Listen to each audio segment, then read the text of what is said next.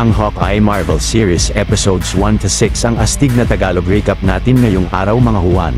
Ito ay isang action-packed sci-fi series na na-release noong 2021. Kamusta na kayo mga Juan?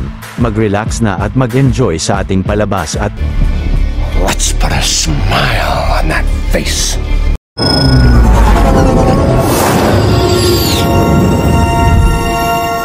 Sa taong 2012 sa New York, ang batang si Kate Bishop ay narinig mula sa kanyang silid ang pagtatalo ng mga magulang niya na sina Derek at Eleanor patungkol sa pagbebenta ng kanilang penthouse at pag-alis nila roon. Napansin ni Derek na nakikinig sa kanila si Kate nang may nabagsak siyang laruan sa sahig. Pinuntahan niya ito na nangangamba na baka umalis na sila sa bahay nila. Pero sinabihan ni Derek ang anak na hindi sila aalis sa kanilang penthouse at pinangakuan pang laging poprotektahan. Ilang saglit pagkatapos kumain ng tanghalian ni Kate kasama ang ina niya ay sinabihan siya nito na maglalaro sila ng board game. Subalit pagkakuha niya ng board game sa kanyang silid ay biglang napansin niya ang malakas na kalabog roon at hindi niya mahanap sa kanilang penthouse ang mga magulang niya. Kalaunan ay nakita ni Kate na inatake pala ang buong syudad ng New York ng alien warriors ni Loki na ang mga Chitauri. Nakita pa niya roon ang Avenger na si Clint Barton o si Hawkeye na nakikipaglaban sa mga alien. Nang biglang aatakihin si Kate ng isang Chitauri ay mabilis na napasabog ito ni Hawkeye gamit ang explosive na palaso niya. Kalaunan ay nahanap na ang bata ni Eleanor at agad na lumabas sila sa gumuguhong bahay nila na naiwan roon si Derek. Sa sunod na eksena ay namatay at inilibing na ang ama ni Kate sa sementeryo kung saan nakalibing rin ang mga kamag-anak nila. Pero ang bata ay desidido ng mag-aral ng archery upang protektahan ang pamilya niya kapag may panganib uli na dumating sa kanila. Napunta na sa kasalukuyang panahon ang istorya kung kailan si Kate ay isa ng dalaga. Kasama ang mga kaibigan niya sa college ay nagkaroon sila ng pustahan kung mapapatunog niya ba ang dambana sa bell tower roon gamit ang palaso niya. Naglagay si Kate ng bola sa dulo ng palaso niya at nang pinatama niya ito sa bell ay walang nangyari.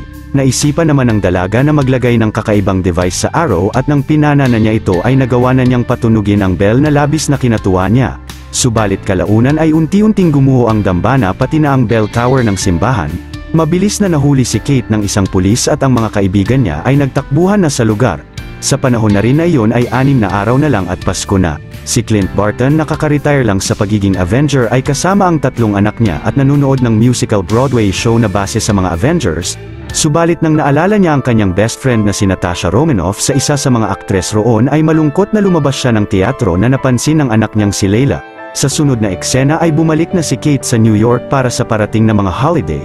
Pagpasok niya sa kanilang penthouse ay nakita niya ang kanyang ina na pupunta sa isang charity event.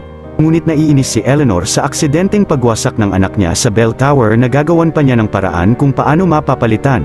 Nagpasensya sa kanya ang dalaga at pinakita ang gold medal na natanggap niya nakaraan sa US Martial Arts Tournament, pero si Eleanor ay tila hindi masyadong natuwa sa medal ni Kate at sinabihan ito na sasama siya sa event na pupuntahan niya. Pagkatapos ay nakita ng dalaga na nakatira na rin pala sa penthouse ng ina niya ang boyfriend nito na si Jack Duquesne at napansin niya ang katana ng lalaki na nakadisplay roon. Maliit na pabor lang mga Juan, kung mahilig kayo sa mga ganitong Tagalog recap ay huwag niyong kalimutan na mag-subscribe sa channel natin dahil marami pa tayong upload na mga exciting na recap katulad nito. Sa kasalukuyan na iyon ay kumain naman sina Clint sa isang restaurant. Nang tinawagan siya ng asawa niyang si Laura ay lumalabas na pinagbakasyon pala siya nito kasama ng mga anak nila upang magsaya sa papalapit na Kapaskuhan. Maya-maya ay nakarating na sina Kate sa charity event ng ina niya at nagkataon na pareho pa ang suot niyang tuxedo sa mga waiter ng hotel. Ilang saglit ay nakasalamuhan niya sa event ang kapitbahay nila at ang tiyuhin ni Jack na si Armand Duquesne na nagbunyag sa kanya na engaged na pala ang ina niya sa boyfriend nito. Inis na tinanong ni Kate ang kanyang ina tungkol sa engagement nila at inalisan sila ni Jack upang makapag-usap. Pagkatapos ay pinakiusapan ni Eleanor ang anak na suportahan sa desisyon niya at maging masaya para sa kanya. Mabigat ang kalooban na sumang-ayon naman si Kate sa ina. Lumabas siya saglit at nakita sa kalsada ang isang golden retriever dog. Pagbalik sa loob ng dalaga ay napansin niyang nagtatalo si Armand at ang ina niya patungkol sa engagement nila ni Jack at tila binantaan pa siya nito. Dahil nagdududa ay sinundan ni Kate si Armand na dumaan sa likod ng hotel. Nagpanggap siyang waitress upang masundan ang matanda sa underground na imbakan ng mga wine ng establishmento.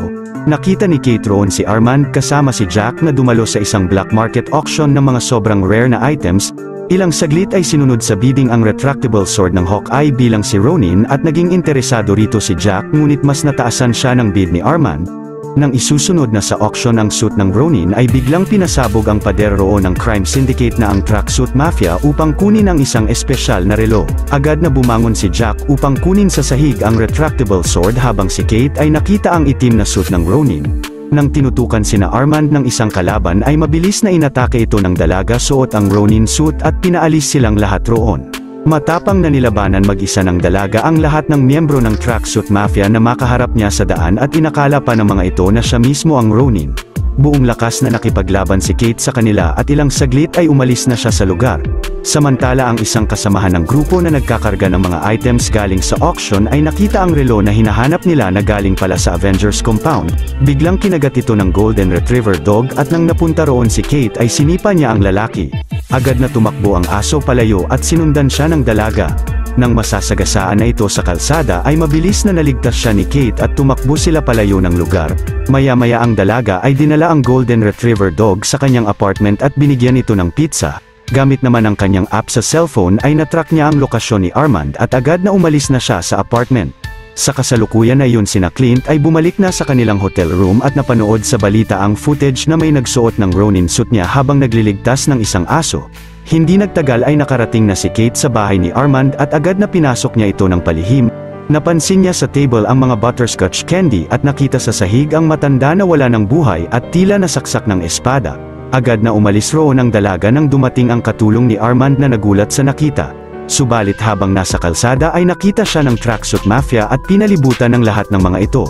Matapang na kinalaban uli sila ni Kate subalit sa pagkakataon na ito ay nagagawa na siyang ma-overpower ng karamihan sa mga miyembro ng grupo. Nakuha ng dalaga ang susi ng kotse ng isa sa kanila at agad na sumakay ng sasakyan.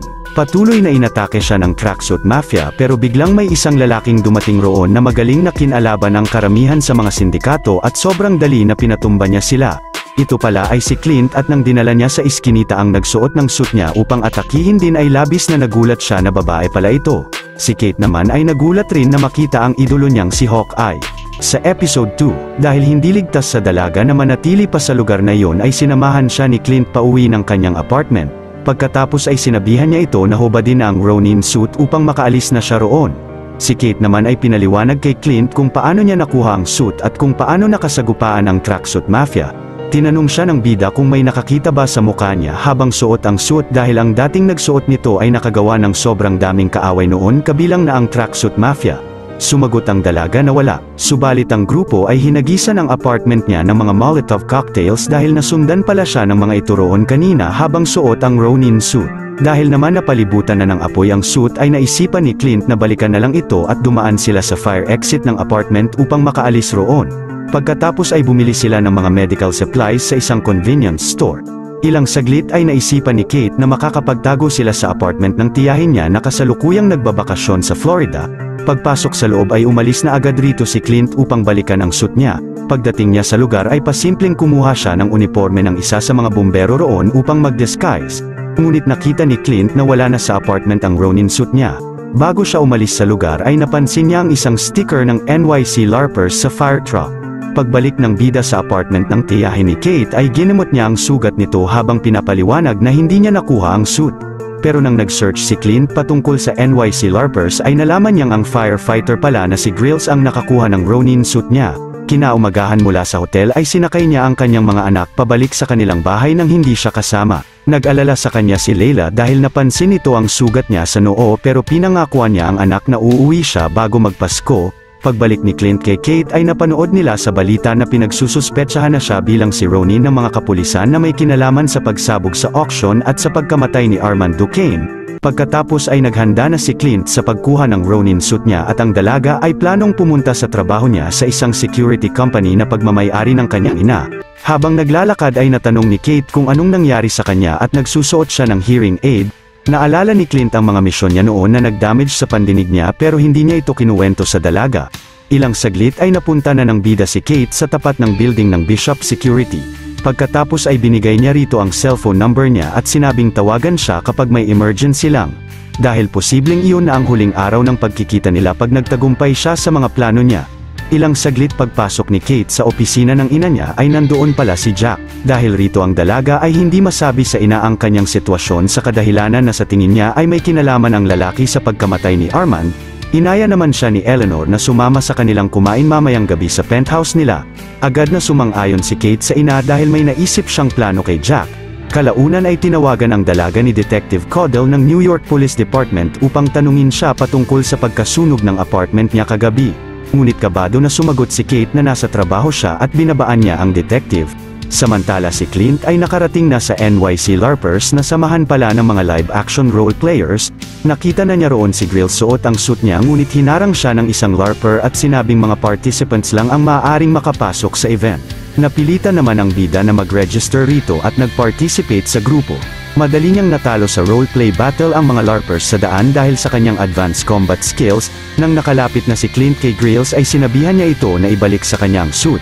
Pero pinangakuan siya ng lalaki na ibabalik ang suit kung hahayaan niya siya na mapatay sa isang roleplay duel dahil sa pagkakataon lang na iyon niya mararamdaman na isa siyang superhero. Sumang-ayon rito si Clint at nang nagsimula na ang laban nila habang pinapanood ng lahat ng mga LARPers sa paligid ay nagpapatay siya kay Grills. Maya-maya ay binalik na ng lalaki ang Ronin suit kay Clint at agad na umalis na siya sa lugar.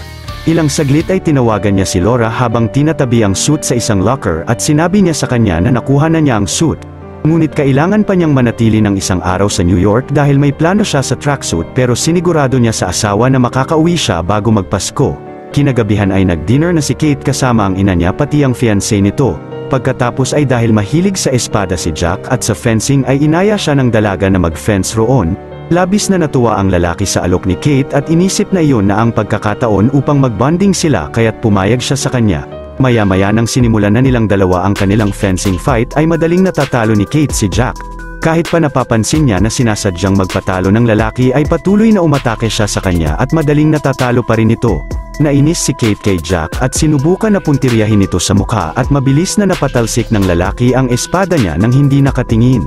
Dito na niya inamin na sinadya niyang magpatalo sa dalaga upang magpa-impress sa kanya at inalisan sila.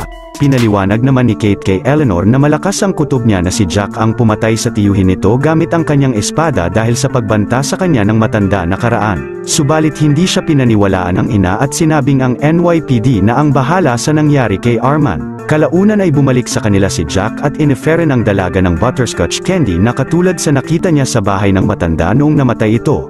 Pagkatapos ay inis na umalis si Kate ng bahay ng ina niya. Sa kasalukuyan na yun si Clint ay nakipagkita sa tracksuit mafia upang magpahuli at agad na sinakay siya ng mga ito sa van nila. Sa sunod na eksena si Kate ay sumakay ng taxi pabalik ng apartment ng tiyahin niya at tinawagan si Clint upang sabihin ang mga nalaman niya kay Jack. Ngunit isa sa mga tracksuit ang sumagot ng tawag niya pero natrack niya ang lokasyon ni Clint gamit ang kanyang Bishop Security app. Maya-maya ang mga kalaban ay dinala ang bida sa kanilang hideout at dahil inakala nilang si Kate ang Ronin ay tinanong nila sa kanya kung nasaan siya. Pero sumagot si Clint na hindi niya kilala si Kate at hindi niya alam ang lokasyon nito. Nakiusap pa siya sa kanila na kausapin ang boss nila. Subalit biglang nahulog si Kate roon mula sa bubungan upang iligtas si Clint pero napalibutan siya ng grupo na tinututukan na ng mga baril kaya't pati siya ay nabihag na rin ng tracksuit mafia. Ilang saglit ay makikitang ang boss pala ng grupo ay ang pipit-bingi na si Maya Lopez o si Echo at ni-report sa kanya ng isa sa mga tauhan niya ang pagkahuli kina Kate at Clint. Sa episode 3 ay napunta ang istorya sa taong bata pa si Maya at imbis na mag-aral sa deaf school ay nag-aaral siya sa regular na eskwelahan. Pero nagagawa niyang basahin ang galaw ng bibig ng teacher niya upang matuto sa mga pinag-aaralan nila. Sa sunod na eksena ay sinabihan siya ng ama niyang si William gamit ang sign language na wala siyang pinansyal na kakayahan na i-enroll si Maya sa deaf school kaya't kailangan niyang mag-adjust sa eskwelahan niya. Nang nasa karate academy na ang bata ay sa pamamagitan lang ng pag-obserba sa skills ng ibang bata roon ay kahit pa may artipisyal na kanang paa siya ay magaling na nag-agaya niya ang galaw nila. Hanggang sa nagdalaga na si Maya at mas lalong naging sobrang galing sa kahit anong estilo ng self-defense. Noong panahong ginawang abo ni Thanos ang kalahati ng populasyon ay nakita ni Maya na sinugod ng Ronin ang auto repair shop nila at pinatumba ang lahat ng mga tauhan nila sa kanilang shop. Matapang na pumasok ang babae roon subalit nakita niyang pinatumba rin ng Ronin ang ama niya bago ito umalis ng lugar. Paglapit ni Maya sa kanyang ama ay binawian na rin ito ng buhay sa mga bisig niya.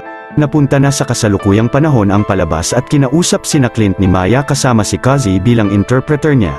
Pinaliwanag naman ng bida sa kanila na hindi si Kate ang Ronin at aksidenteng nasuot niya lang ang suit nito. Ang Ronin raw noon ay matagal nang napatay ni Black Widow. Ngunit hindi siya pinaniwalaan ni Maya dahil nagawang patumbahin ni Kate ang ilan sa mga tauhan niya at pumunta pa roon upang iligtas siya. Dahil sa labis na galit ay sinubukan na patayin ni Maya ang dalaga pero pinigilan siya ni Kazi at si Clint ay nagawang matanggal ang gapos niya at tumakbo palayo.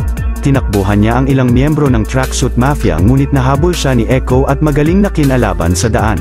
Patuloy na nakipagtunggali sa kanya ang babae hanggang sa nasipa siya nito sa ulo at natanggal ang hearing aid niya. Winasak ni Maya ang device na ito pero nagawang makapunta ng Hawkeye sa kabilang silid kung nasaan ang mga palaso at pana niya. Nasipa siya ng malakas ng babae pero napana niya ang damit nito sa pader at tumalon roon upang patamaan ang gapos ni Kate sa kamay. Magaling na umatake si Clint ng iba pang mga miyembro ng Tracksuit Mafia sa paligid habang si Kate ay kinalaban si Kazi. Buong lakas na nakipaglaban ang dalaga sa lalaki at hindi nagtagal ay nagawa niyang pabagsakin siya.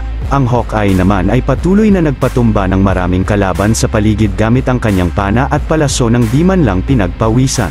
Tinulungan siya ni Kate sa iba pang kalaban at mabilis na tinuluyan niyang tapusin ang lalaking si Kazi. Pagkatapos ay kinuha ni Clint ang nasirang hearing aid niya at agad na lumabas sila ng gusali ngunit pagsakay nila ng isang kotse roon ay inatake pa rin sila ng mga kalaban. Si Kate naman ay kumuha ng isa sa mga trick arrow ng bida at nang pinatama niya ito sa kotse ng mga kalaban ay isa pala itong potty arrow. Kumuha pa ang dalaga ng isang trick arrow at nang ginamit na niya ito sa mga kalaban ay sumabog ng malakas ang sasakyan nila. Kalaunan ay nakahabol sa kanila sina Maya at nang pinana rin sila ni Kate ay plunger arrow ang nagamit niya sa mga ito. Sina Kazi naman ang nakabuntot kina Clint at nang inatake sila ng dalaga ng trick arrow ay biglang nagdikitan sa kotse ng mga ito ang mga Christmas tree sa paligid. Pagkatapos ay binigyan ni Clint si Kate ng mga acid arrow upang wasakin ang mga stoplight sa kalsada. Subalit kalaunan ay nahabol pa rin sila ni Maya at sinubukan atakihin ang tauhan nito. Pero nakita roon ni Kate ang pana niya at agad na kinuha niya ito sa kanila at pinana ng smoke arrow ang kotse nila na biglang bumangga sa gilid ng kalsada. Huminto sina Clint sa gitna ng tulay at habang papunta sa kanila ang ibang mga kalaban ay binigyan niya si Kate ng regular na palaso. Pinatama niya sa dalaga ang palaso sa taas at pinana niya ito ng arrow na may pim particles. Naging higante ang normal na palaso at nawasak ang isang sasakyan ng Tracksuit Mafia. Binigyan naman ni Clint si Kate ng USB arrow at tumakbo siya sa kotse ni Maya upang kunin ang plunger arrow. Inatake ng dalaga ang isang kalaban ng USB arrow na walang epekto rito at mabilis na tumalon sila sa tulay. Kumapit sina Clint sa gilid at pagbaba sa tren ay ginamit nila ang plunger arrow upang makakapit naman roon. Nagawa nilang makapasok sa loob ng tren at maya-maya ay bumalik na sila sa apartment ng tiyahin ni Kate. Ilang saglit sina Clint ay humingi ng tulong sa isang audiologist upang ipaayos rito ang hearing aid niya. Sa sunod na eksena ay kumain ang dalawa sa isang diner at sinuot na ni Clint ang naayos ng hearing aid niya. Kalaunan habang nilalakad nila ang aso ay pinaliwanag ng bida sa dalaga na kinalaban ng Ronin ang Tracksuit Mafia noon dahil sa mga masasamang gawain nila. Hindi nagtagal ay nadiskubre niyang may mataas pa palang tao na namumuno sa grupo na kinakatakutan ng marami. Habang nasa taxi naman ay sinabi ni Kate kay Clint ang mga clue kung bakit si Jack ang pumatay kay Armand at may kinalaman sa black market auction pati na ang pagiging involved nito sa Tracksuit Mafia. Pero sumagot ang bida na hindi pa rin matibay na mga ebidensya ang nakalap ni Kate at nakaisip siya ng ideya na pasukin ng palihim ang penthouse ng ina niya, dahil nandoon ang database ng Bishop Security na naglalaman ng mga impormasyon sa lahat ng mga criminal records, at maaari silang makakuha ng info rito tungkol sa Tracksuit at kay Jack. Hindi nagtagal ay nakarating na sila sa penthouse ng ina ni Kate habang walang tao roon. Agad na in-access niya ang laptop ni Eleanor at nag-search tungkol kay Kazi. Nalaman ng dalaga na empleyado si Kazi ng kumpanyang Sloan Limited na tila pamilyar kay Clint, pero ilang saglit lang ay nawalan na ng access ang dalaga sa database habang si Clint ay nagmamatsyag sa paligid dahil may narinig siyang pumasok ng penthouse. Subalit biglang tinutukan ng bida sa leeg ni Jack gamit ang kanyang retractable Ronin sword. Sa episode 4 ay sa pagtutok ng lalaki kay Clint ay biglang dumating roon sina Eleanor at Kate. Pagkatapos ay na-recognize na ni Jack ang bida na isa sa mga Avengers. Maya-maya ay nalaman ng ina ni Kate na may nag-login sa laptop niya at pinaliwanag ng dalaga na siya ang nag-access nito dahil may nire-resolba raw silang criminal case ni Hawkeye. Nang nakita naman ni Clint ang Ronin sword niya sa tabi ay agad na nagpaalam na siya sa kanila.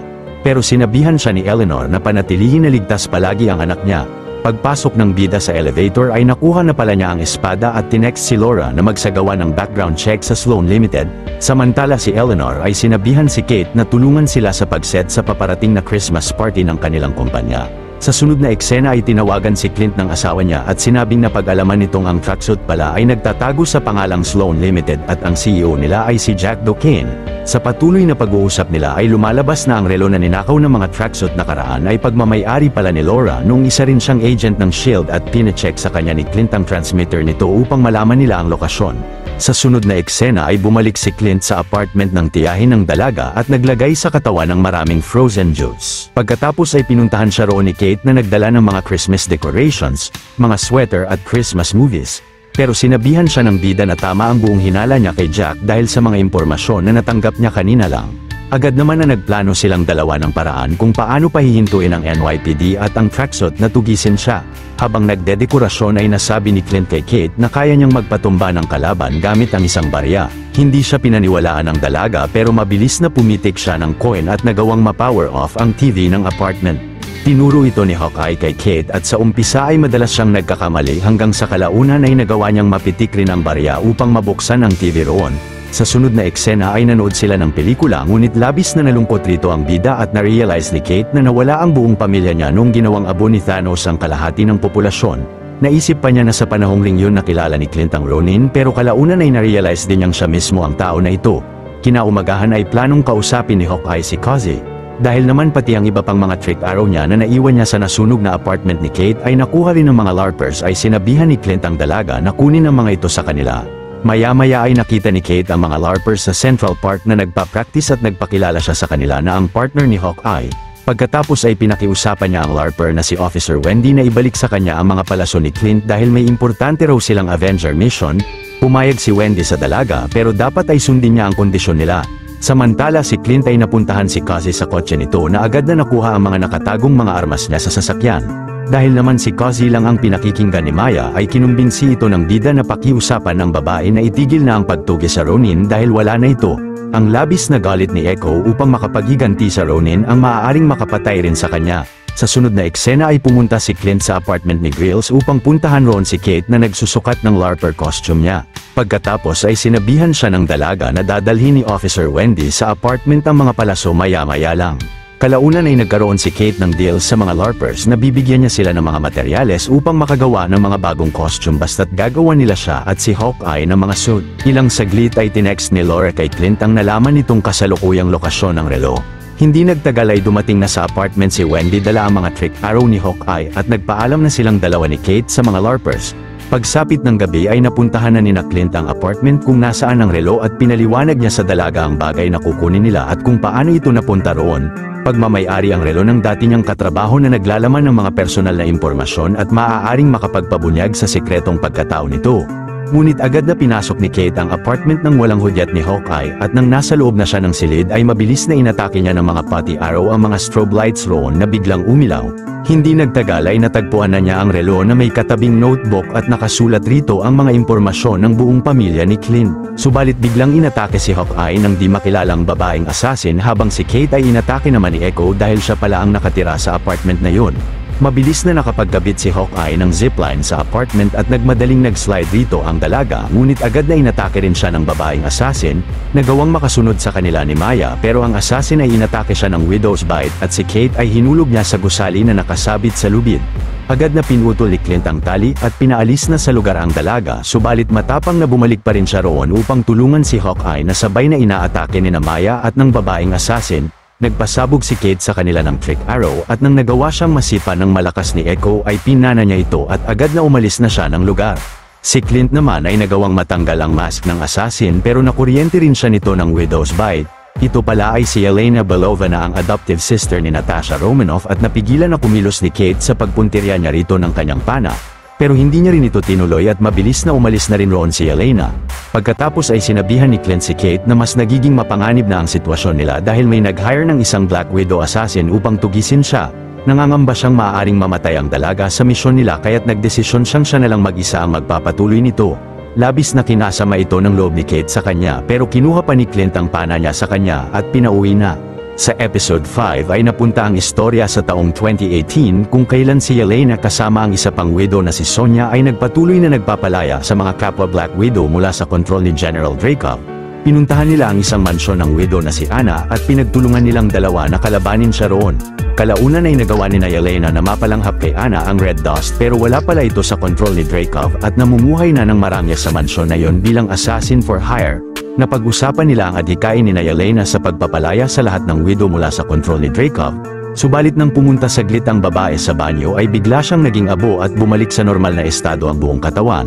Pero napansin ni Yelena na may pamilya na si Anna sa mansyon at pinaliwanag nito na napasama siya sa pagblip at 5 taon na mula noong naglaho ang kalahati ng populasyon. Labis na nag-alala naman si Yelena kay Natasha at plano niyang puntahan ito subalit lingid sa kaalaman niya na patay na siya sa panahong yun. Napunta na sa kasalukuyang panahon ang palabas at si Kate ay malungkot na sinabi sa ina na tinapos na ni Hawkeye ang pagiging partners nila.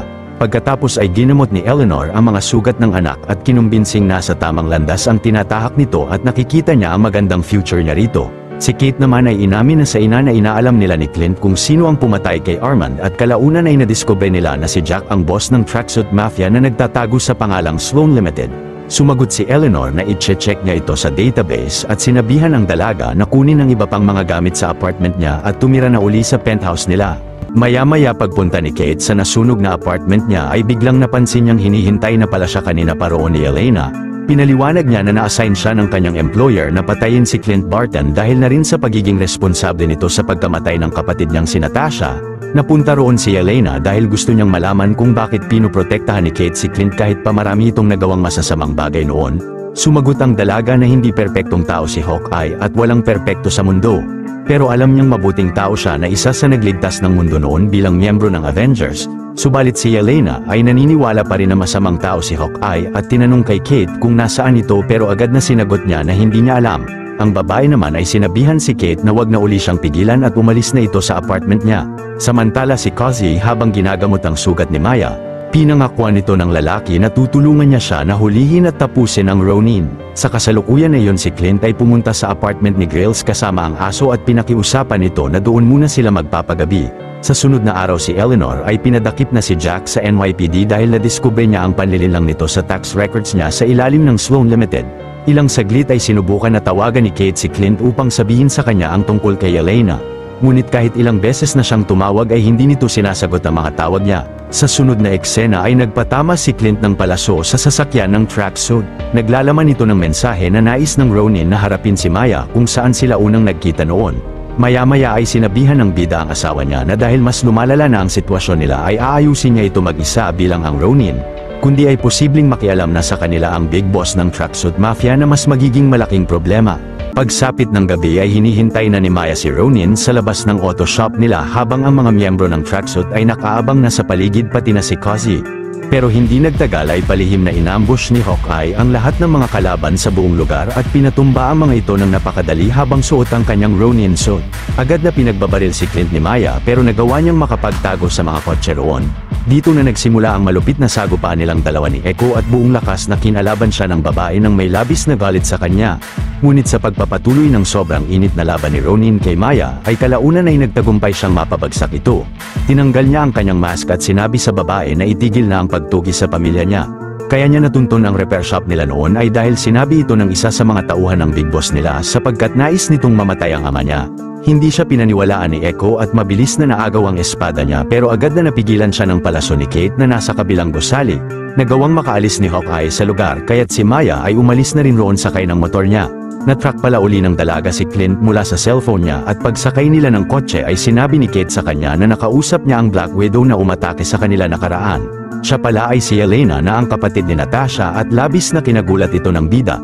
Samantala si Maya ay nakipagkita kay Cozy at sinubukan itong tanungin kung bakit wala siya sa meeting nila nang napatay ang ama niya noon. Subalit nagdahilan ang lalaki na hindi raw siya tinawagan noon para sa meeting nila. Sa sunod na araw si Yelena ay sinundan si Eleanor at nakita niya siyang pumasok sa isang napakalaking gusali. Sa kasalukuyan na yon sina Clint habang nasa apartment ni Grills ay biglang tinext si Kate ni Yelena at sinabing nalaman na niyang ang ina pala ng dalaga ang kliyente niya na nag-hire sa kanya. Pagkatapos ay nag-send siya ng picture ni Eleanor na kasama ang big boss ng Tracksuit at sinabi ni Clint na ito ay ang kinakatakutan ng marami na si Kingpin. Sa huling episode ay pumunta ang ina ni Kate sa opisina ni Wilson Fisk o ni Kingpin. Sa pag-uusap nila ay lumalabas na nagkaroon pala sila ng asawa niya ng malaking utang kay Fisk nang sa gayon ay maisalba niya ang kanilang kumpanya. Nagawa ng mabayaran ito ni Eleanor sa pagsunod niya kay Kingpin na ipapatay si Armand at i-frame up si Jack na ang leader ng tracksuit. Pagkatapos ay sinabi niya kay Fisk na dahil malapit nang malaman ni Kate ang mga masasamang ginawa niya ay napagdesisyonan niya na putulin na ang partnership nila. Labis na kinagalit ito ni Kingpin pero inalisan na siya ni Eleanor roon. Samantala si Kate ay napanood ang buong pag-uusap ng ina niya kay Kingpin mula sa video na sinend din sa kanya ni Elena. Labis na kinasama ito ng loob ng dalaga kay Eleanor pero napagdesisyonan ni Clint na magkasama na nilang aayusin ang mga problema nila. Sa sunod na eksena si Maya ay humarap kay Fisk na ang tinuturing na niyang adoptive na ama. Sinabi ng babae sa kanya na hihinto na niyang tugisin ang Ronin dahil na-realize na raw niyang kahit pa makapaghiganti siya rito ay hindi rin mababalik ang ama niya. Ngunit agad na napansin ni Kingpin na nais nang tumaliwas ni Maya sa kanila pagkatapos ay nagplano sila ni Kaze na tapusin si Eleanor. Maya-maya sina Hawkeye at Kate ay napag-isipan na gumawa ng mga trick arrow na may arrowheads mula sa Stark Industries at may mga PIM particles. Sa pagtutulungan nilang dalawa ay nakagawa sila ng maraming mga trick arrow para sa kanilang plano mamayang gabi. Kinagabihan ng buong hukbo ng Tracksuit Mafia ay nagpuntahan sa gusali ng Bishop Security habang si Kaze sa kabilang building ay nag-aabang ng klarong anggulo upang barilin si Eleanor. Ilang saglit ay pumasok na rin sa gusali sina Hawkeye at sina Grills naman kasama ang iba pang LARPers ay nagpanggap na mga waiter sa Christmas party ng kumpanya. Nakita naman ni Kate roon si Jack na agad na napiyansahan ang sarili mula sa kulungan at may dala pang espada. Maya-maya ay kinausap ng dalaga ang kanyang ina upang sabihin rito na alam na niya ang mga masasamang nagawa niya nakaraan. Kalaunan ay pumunta rin sa party si Elena subalit nang nakita ni Kaze si Clint sa bintana ng gusali ay agad na pinagbabaril siya nito ng maraming beses pero nagawa niyang makapag-cover.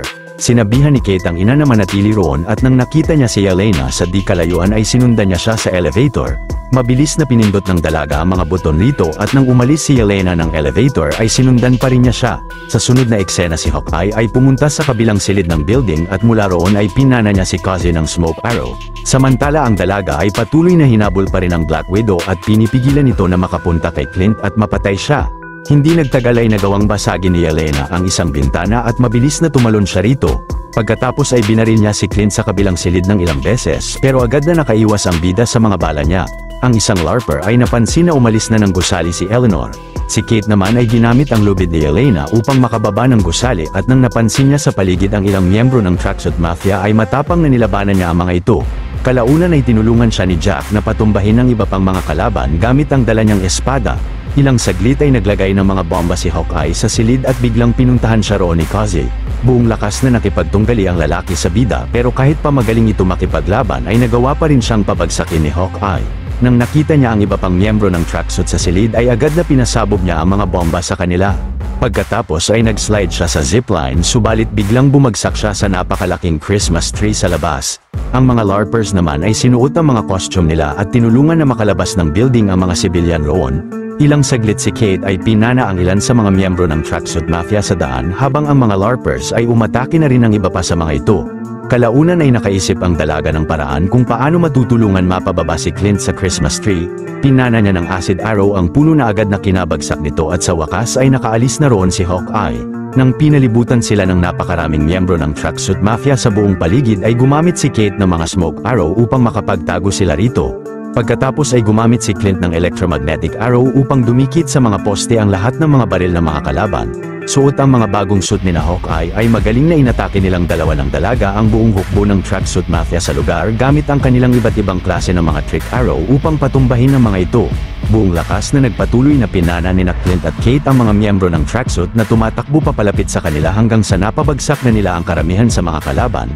Ang isang truck ng mga kalaban na susugod sa dalawa ay mabilis na inatake ng dalaga ng palaso na may PIM particles at naging sobrang liit nito at nilipad ng Quago palayo roon. Sinabihan naman sila ni Grills na nahanap na niya ang lokasyon ni Eleanor at si Kate ay agad na iniwanan si Clint upang puntahan ang ina niya. Ilang saglit ay dumating sa lugar sina Kaze at pinana sila ni Clint pero nagawang pigilan ng lalaki ang palaso niya. Biglang inatake ang bida ng Black Widow assassin at nang pinaliwanag niya sa babae ang sakripisyong ginawa noon ni Natasha ay hindi siya pinaniwalaan nito at patuloy na inatake.